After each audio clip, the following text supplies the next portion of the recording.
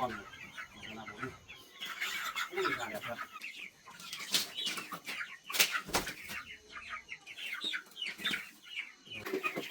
để ăn đi.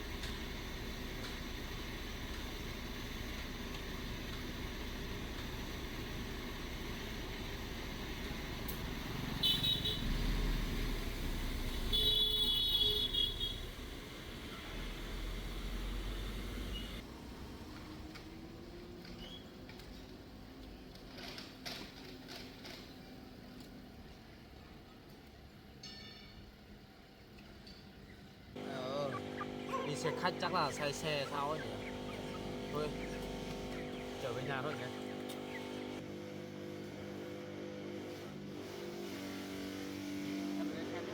Anh đi vào nhà ông anh xem mà có cây không mình buộc xong rồi mình trở về luôn.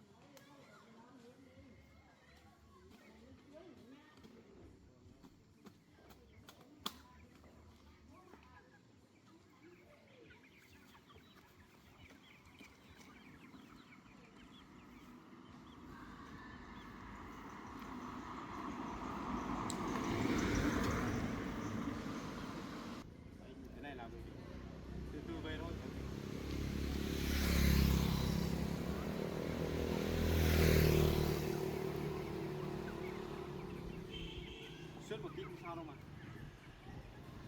xe đi làm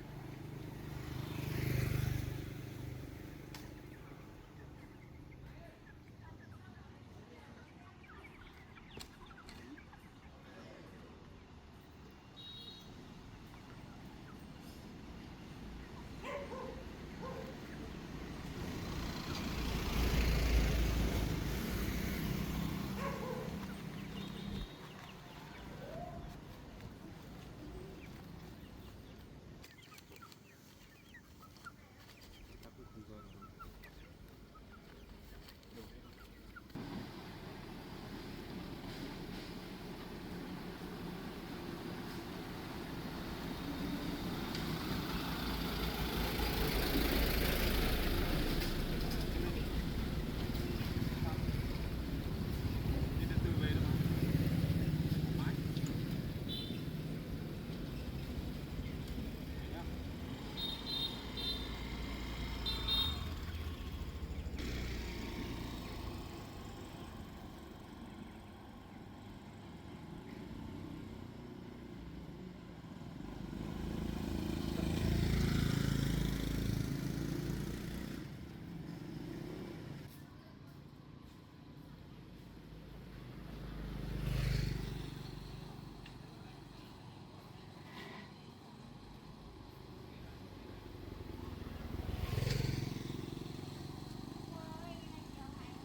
Ông mua con gà về nuôi bà. Mà để mua ít cái mảng. Ông mua ở tít ngoài Hàm Yên cơ. Ông gửi xe khách về. 30 tiền một cân đi đấy là 80.000 một con. 50 con.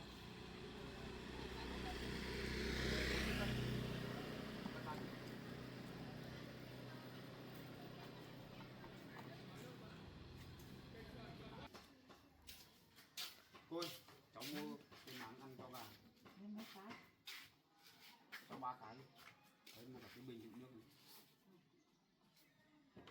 Mua luôn 3 cái nhỉ, 3 bộ. Để cháu 3 bộ đi. Cái túi đựng của cô có bán bàn cái bàn này cháu với gà. Cái này cắt sẵn rồi. cắt rồi Bao nhiêu mét nhỉ? Cháu đang mua 10 mét thôi. 10 mét mà có đến 10 mét luôn đấy. 10 mét luôn à? Đấy luôn. Này để lấy xem đấy.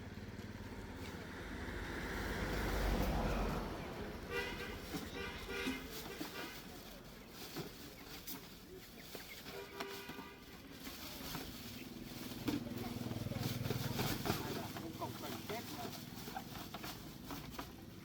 Tháo ra về ăn lát đi.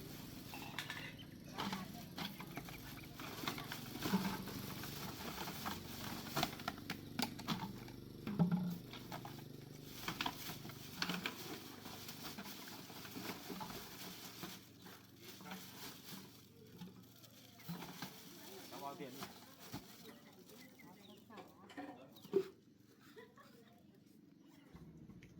Mấy? 450.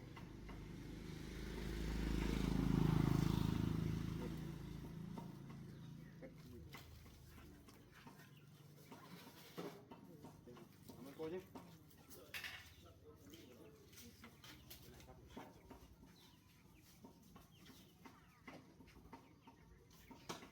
Cắt buộc ở đằng sau, buộc đây.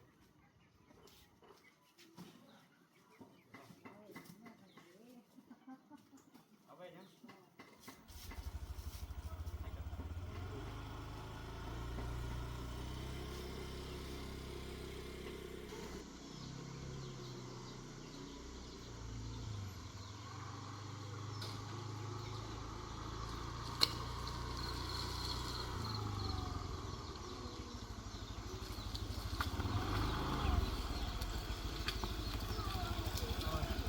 Về đến nhà. Có mỏi chân không? Con tí cầm vào đây.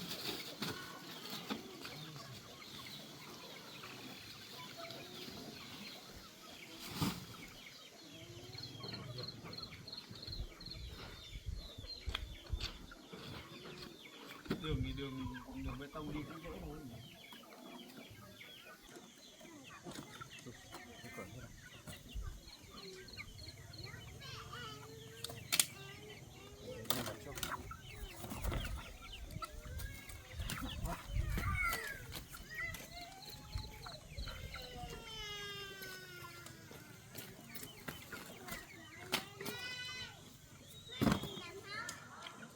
Nghe này.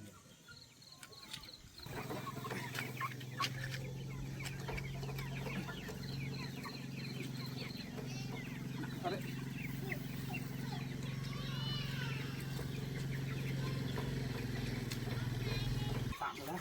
Để cái bạt về quê hết chỗ này thôi. Mới thả được. Vừa mang về đây không thả được luôn đâu. Lấy cái bạt vào đây. Kia được dọn cái lên này đi.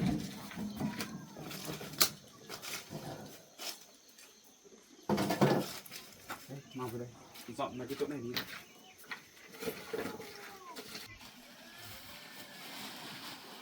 Cái cô kia nó bảo là 10 mét mới có đủ không? Cái này cắt đôi này. Đấy, nó cầm.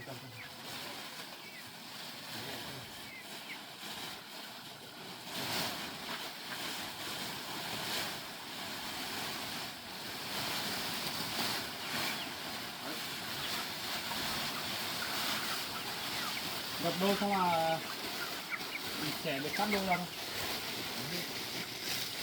Nó chuẩn lên rồi. Nó cắt đôi à?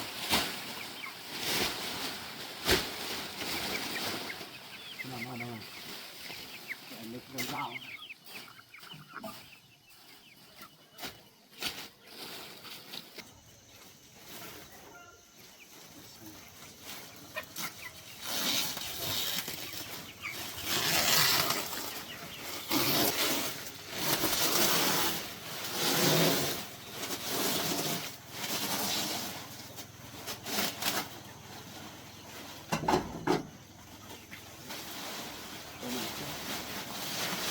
Đi lấy gà nó hơi muộn một tí. Cái khách kia cũng về hơi muộn. Tối mất.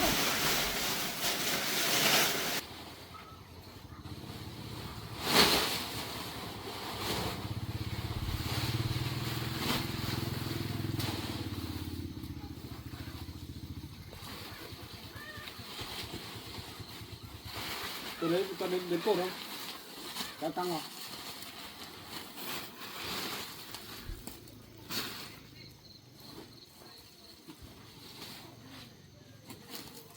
Cái này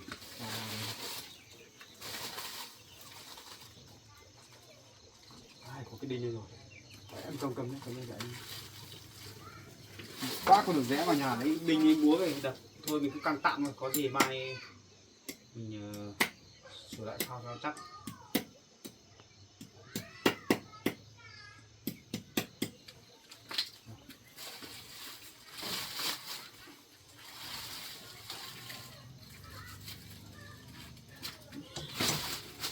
Thấp rồi. Chỉnh đẹp nhé, chỉnh dưới cái cho hở nhé. Được chưa? Dưới là cái cho hở đấy.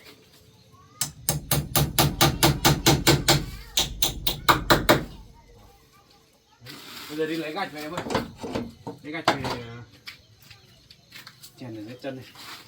Gà đi cả ngày xe chắc cũng lắm rồi. Nhà mình đang sẵn gạch. Chèn ở đây luôn. Lấy gạch cho anh.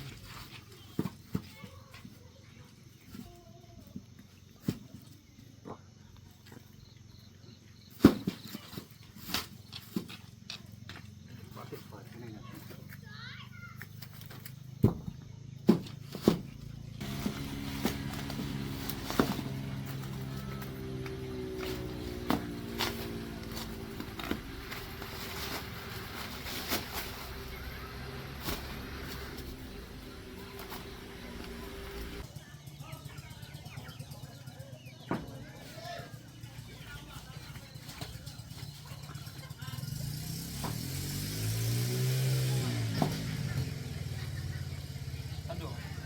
bệnh viện ấy. Tranh thủ đêm mà không trời tối mất.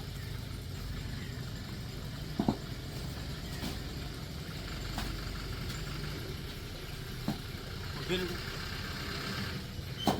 Ok. Xong tấm này rồi.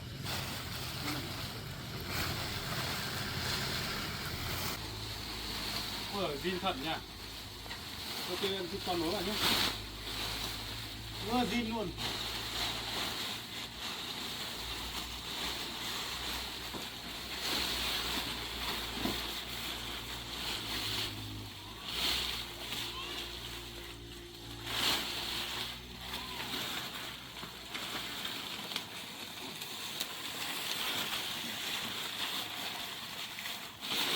Trời ơi, mà cái này trời kéo qua kéo.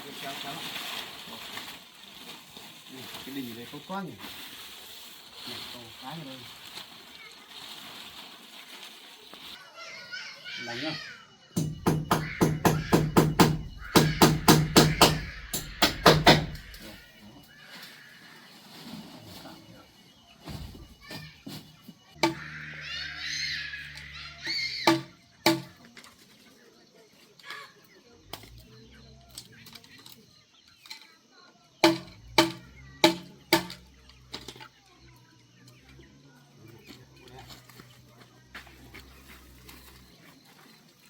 Giữ đánh được.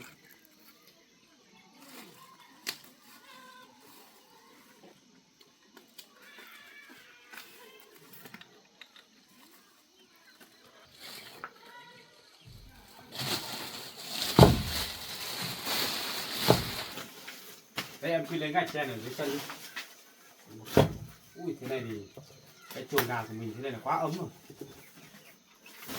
Gà thì mình cứ quay kín hết rồi cũng không ra được đâu. Mai bổ sung thêm. Cái này là cứ chắc rồi đấy.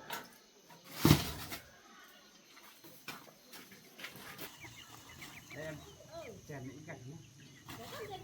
Anh thả con gà được rồi. Lâu quá con gà.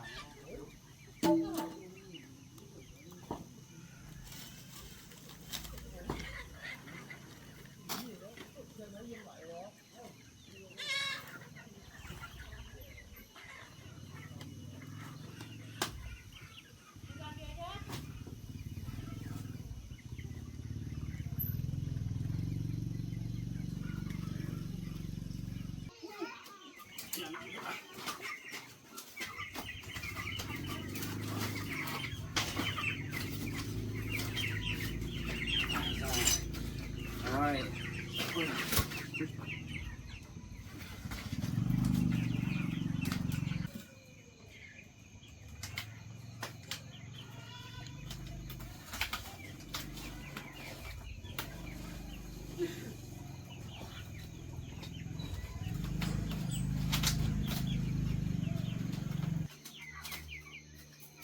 Để em đến điện thoại của anh soi sáng con. Đỡ tối.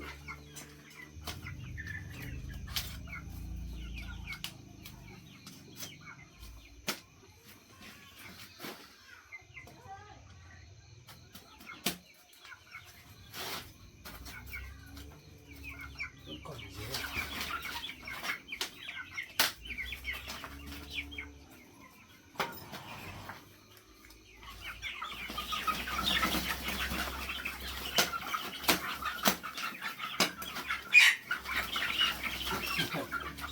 Đây.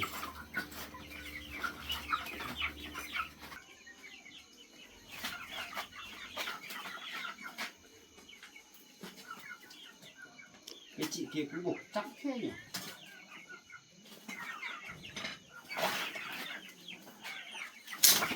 Đây. Đây đến nhà rồi ra đây. Ui nặng thật đấy. Gà này béo thật. Đến nhà nữa nào.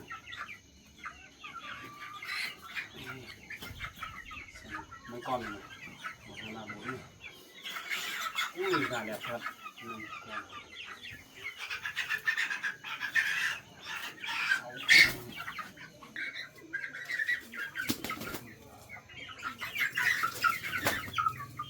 Ra đi. Ra một phần đi. Lạnh quá nó tiêu hết vào đây.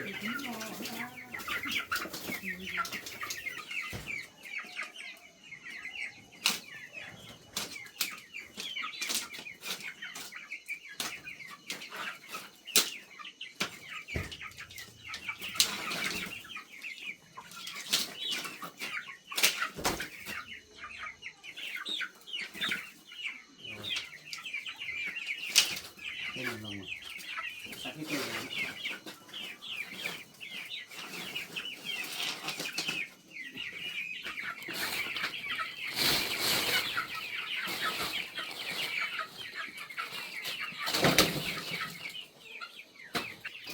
Rồi thả luôn đây đi. Đây nó phải ra ngoài.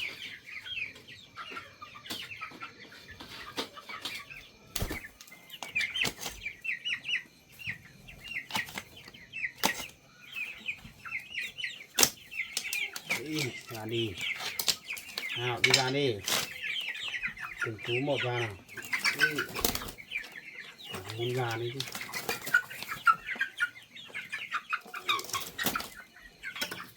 Ống này sao?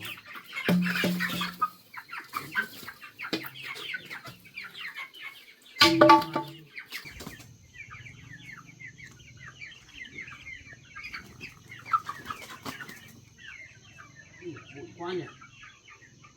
Gà nó cũng khôn, nó cũng chui tít vào trong kia, nó không chịu ra.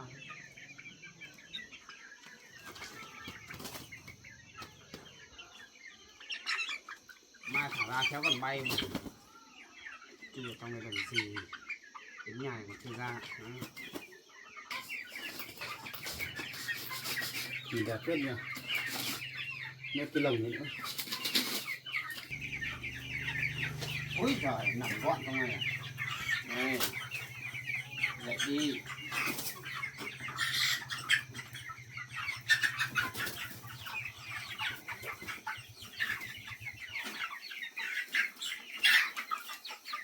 Rồi, ok.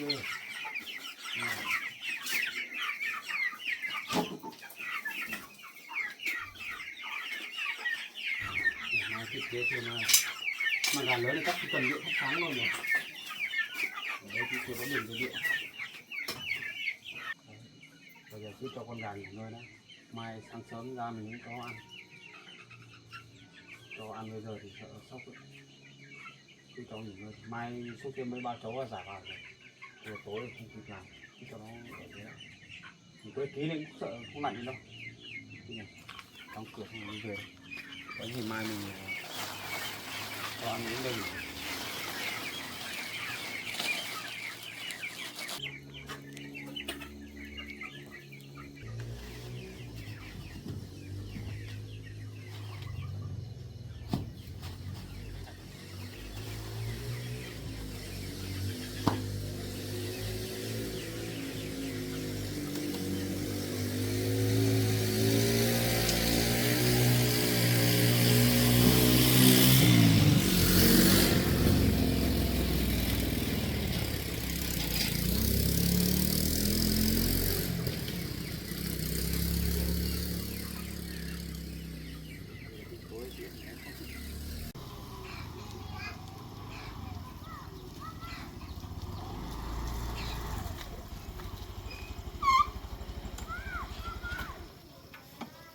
Đây con nước thì nó xin nước của dân đây.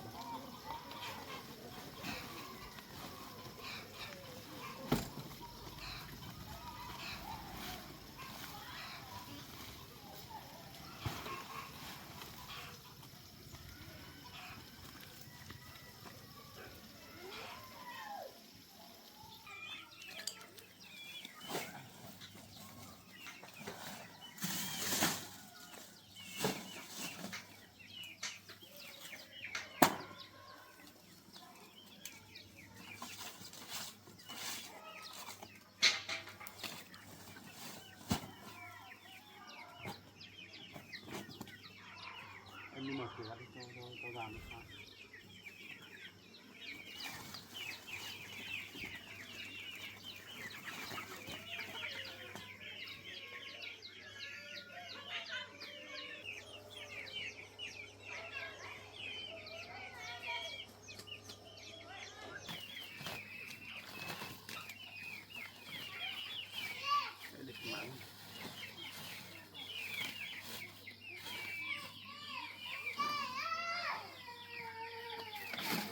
Quên mất không cầm cái múc cho con gà này.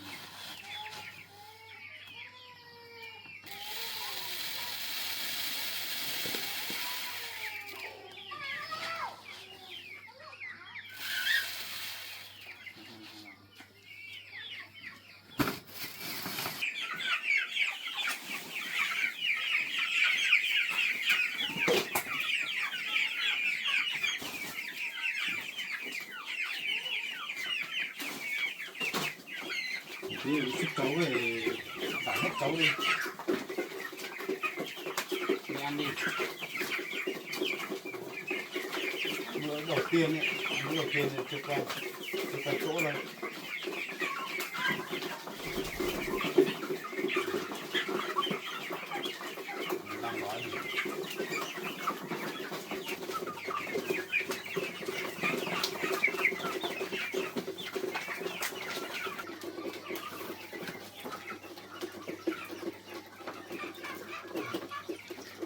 bây giờ anh bảo này, bây giờ tí nữa vợ chồng thiết kế một cái chỗ để chuyên để nhóm lửa, mình lấy một cái nồi rồi mình chuyên đun nước ấm cho con gà uống,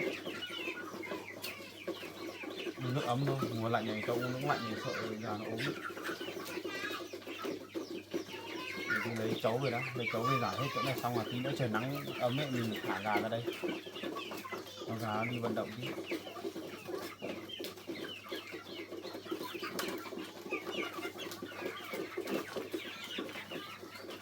Nước ở đây khi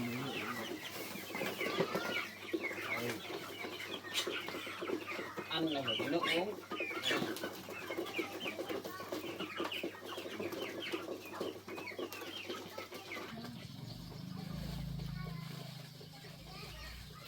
thiết kế cái chỗ để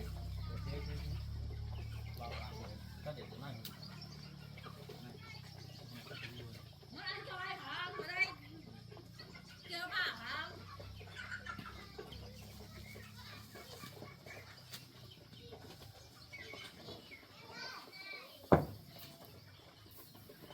Ý mày được ra ăn nữa.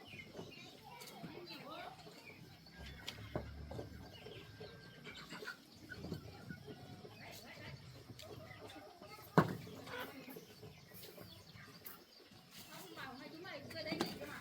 Xem không? Đi đây nè, nhanh lên chị ạ.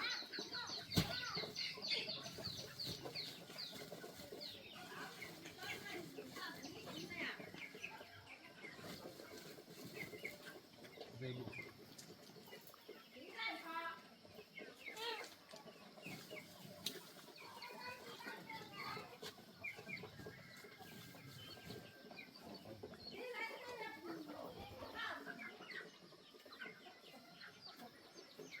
Bếp ở đâu rồi?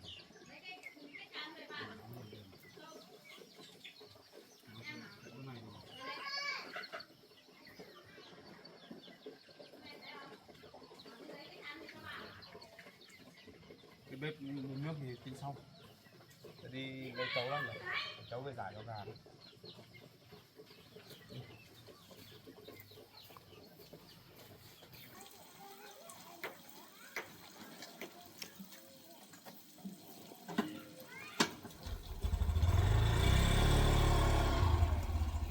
Còn nghịch ở kia nữa thì này đây có.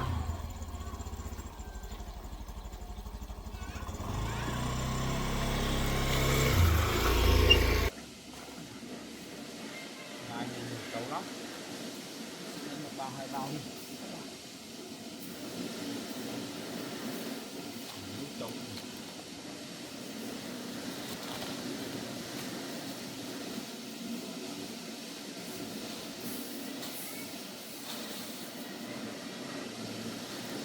Em đi cất em cứ đứng trên đấy.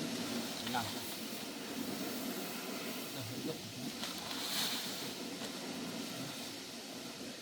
Thì lấy thêm về đấy á. Được chưa? Để xong chỗ này thôi.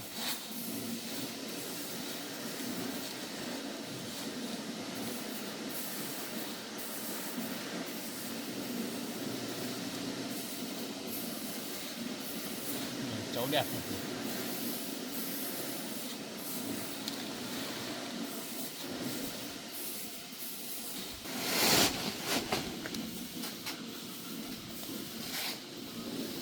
Cái chấu này mai mình giải cho con gà xong khoảng 4-5 hôm hoặc 1 tuần ấy mình xúc ra để đi cho vào rau làm cho cái chấu muối vào, vừa có phân cho vào rau lại vừa có việc để cho mình làm.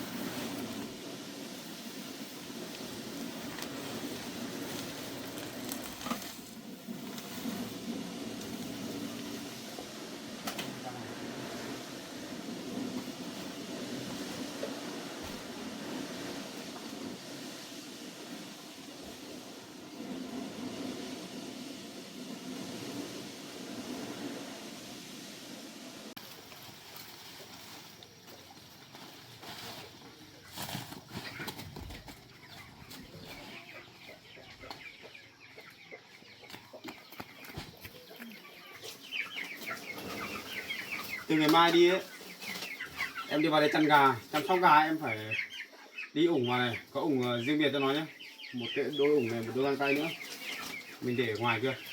Mỗi lần mình vào chỗ đây, chỗ chuồng gà thì mình phải đeo bảo hộ hết mới làm nhé. Hôm nay là không có.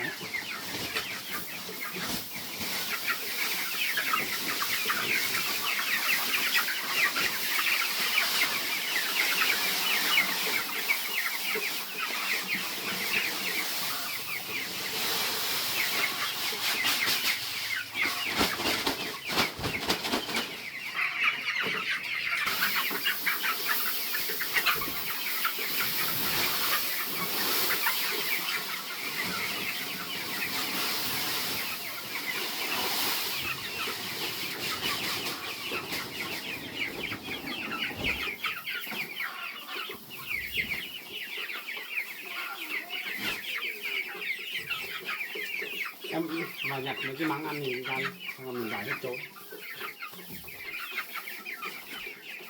Hết chỗ vào gà nó mới có việc để làm. Không là ngồi ở trong này là chứ không có chỗ để mà bới. Trời nắng ấm rồi đấy, thì nữa thả ra ngoài. Quen đi.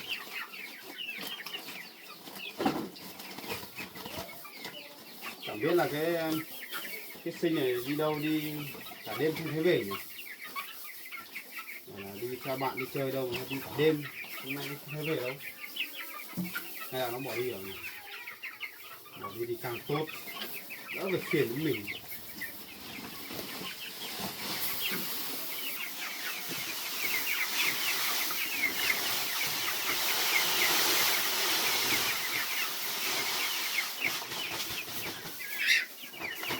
Mẹ bảo hôm nay lên nhưng mà chưa thể đến đây nhỉ? Mẹ bảo lên nhà mình chơi mà.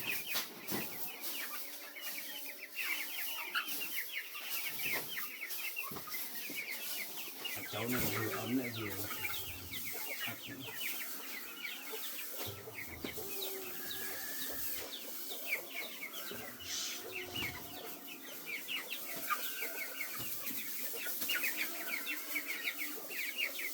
chỗ này có nắng ấm sao gà còn tồn ở đây.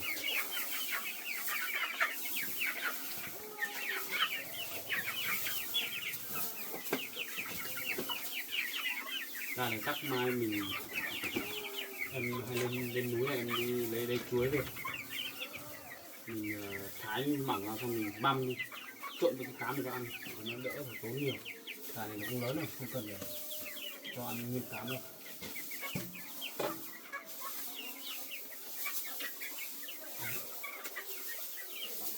Thuốc thang mình cứ pha đều vào, mỗi lần hết nước uống mình cứ cho thuốc vào. Cái thuốc thì bảo anh nhá, nuôi tầm tháng là nó quen là gà mình thả đồ là có nói rồi.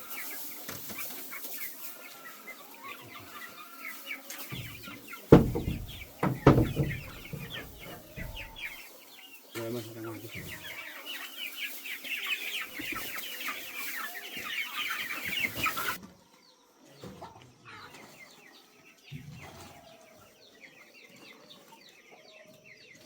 Anh mở cái cửa để ra xem nào. Gà bây giờ ăn no rồi, nó ra ngoài xem nó có đi phơi nắng không.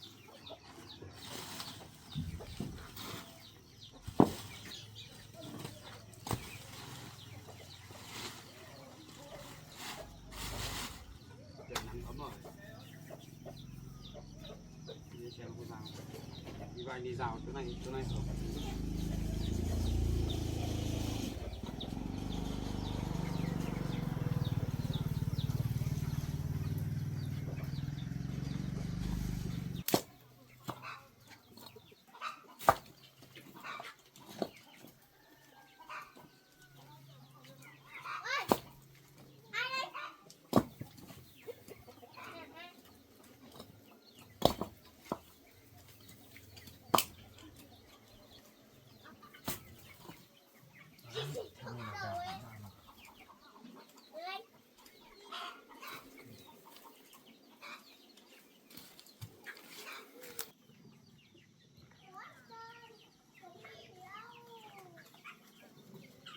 Ra là mấy con. Trời nắng ở bên cho nó ra ngoài đi. Cái rổ rau xanh hôm qua anh nhặt kia lại mang ra đây cho gà nó mới nó ăn. Để nó mọc cỏ đi, gieo rau vào cho nó mọc nhiều cho gà nó ra nó ăn.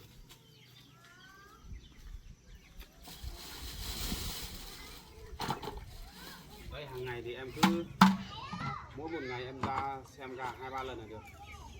Sáng ăn xong là để thức ăn nhiều à, sau vào máng gà nó ăn rộng.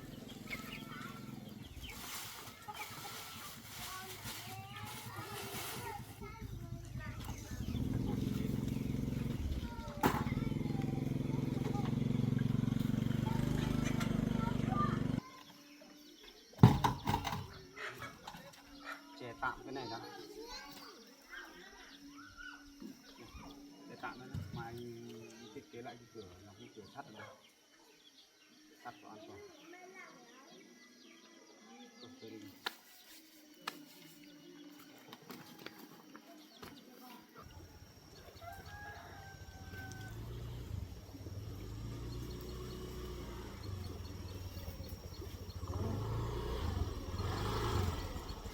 Lấy cái áo của con vào trong nhà đi.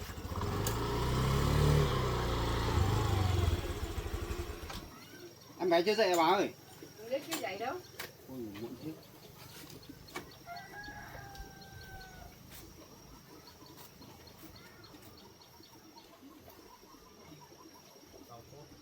À nhỉ, cái rổ rau hôm qua bỏ mang lên cho gà ăn đi. Để đây nó hết rồi. Đây, tí nữa cái này chắc để tí nữa mình đi chăn gà mình băm nhỏ ra nhỉ, để cho gà ăn nguyên rổ này phí quá. Băm nhỏ ra, băm thật nhuyễn vào, xong mình trộn với cám như cho gà ăn.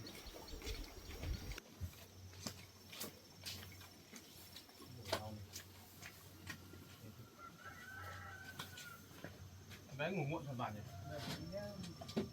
Chắc trời mưa mấy hôm nay, xong hôm nay trời nắng thì để nhỏ thay anh ngủ muộn đấy. Em băm luôn á?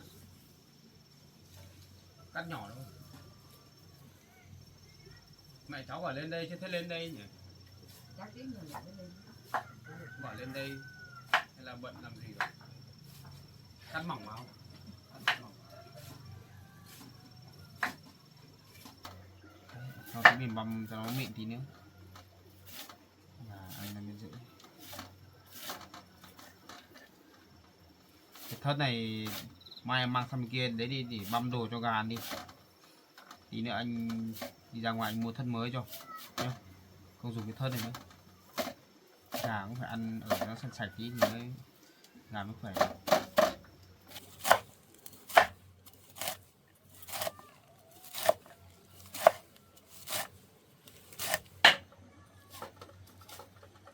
Chẳng biết là cái sinh nó đi chơi ở đâu mà sao mà nó đi lâu thế nhỉ? Hay là nó đem quần áo trốn đi đâu? Đi. Không biết. Hay là bỏ đi rồi. Nếu mà bỏ đi thì mừng quá. Sợ cái sinh nó đi ra ngoài gây chuyện xong là liên lụy đến nhà mình thôi. Các bạn thấy bảo là bạn rủ đi chơi, mà tính của cái sinh nó hay ham chơi này ghê lắm. Đi làm mấy chuyện vớ vẩn về lúc lại chạy về đây lại ảnh đến mình.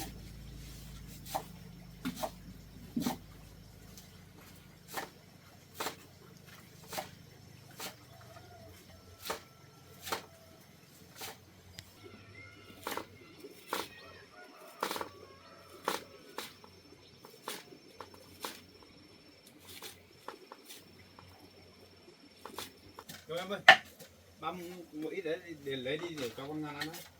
Con Ngan anh đi vừa đi xem mà thấy con đói rồi đấy. Cho vào cái chậu ấy. Ở trong vườn không, chậu đấy không dùng đâu. Cầm để anh đi trong vườn cái chậu mình để chăn nuôi nó khác. Đi lấy cám đi.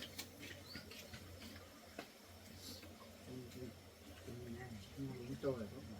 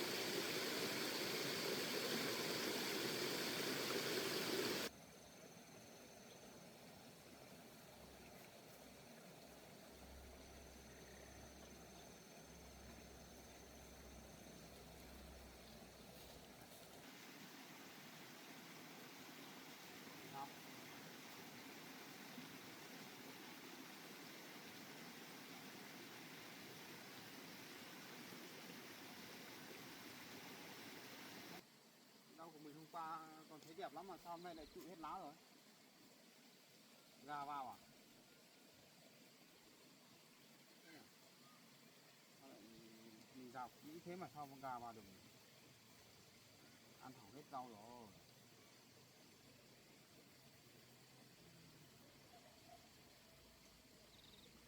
Rào kiểu gì mà gà nó không vào được?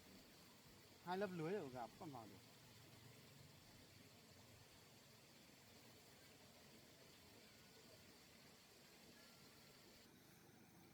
Ăn hỏng hết rau này mai lại nhổ đi cho gà nhà mình ăn thôi. Bây giờ người không ăn được đâu.